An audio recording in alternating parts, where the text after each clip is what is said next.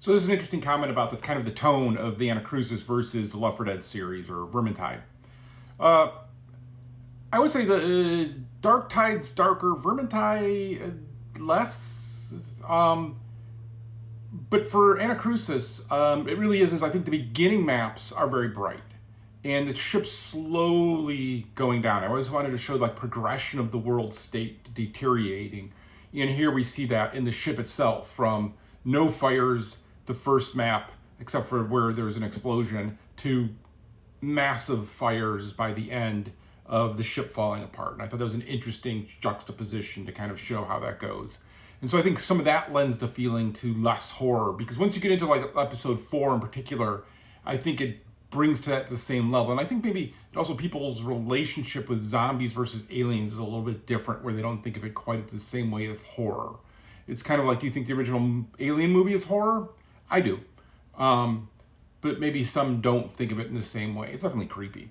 But so yeah, it's an interesting thing of, I thought in my head, and this may have been a mistake, like I'll own up to mistakes, that we could just do aliens as a substitution for zombies and they would often fill it in the same way. And the reality is often they don't. Because zombies and fighting in your hometown, you have a bunch of fantasy in your head and understanding of what you would do and how it would go. And for aliens, you have to introduce the idea of aliens. Okay, people get it. It's people from other planets.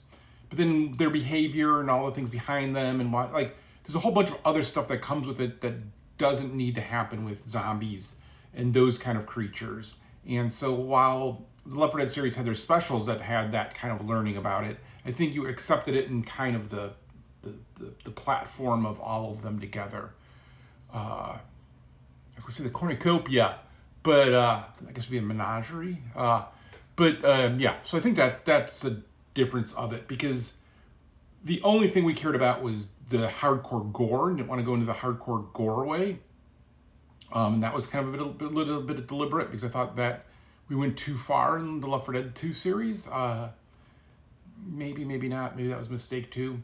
Again, trying to be honest on this platform as much as we can be about, as much as we can be. I guess you can always be as honest as you want to be. But yeah, I think about that sometimes of, did we not lean into that enough? And did that hold us back? I mean, definitely where modders have gone has gone into different places as well, but often you set the tone by what you create, so I don't expect them to do a whole other.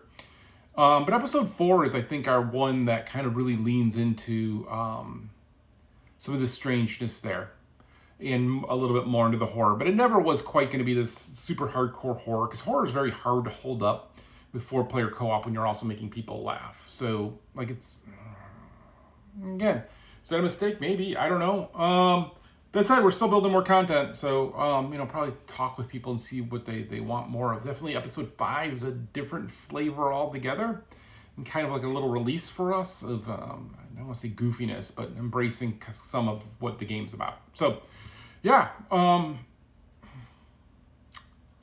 kind of curious of how people feel about that. I think a lot of our marketing in particular has not shown the dark, creepy side, where now as we talk about it, we've talked about incorporating some more of that in.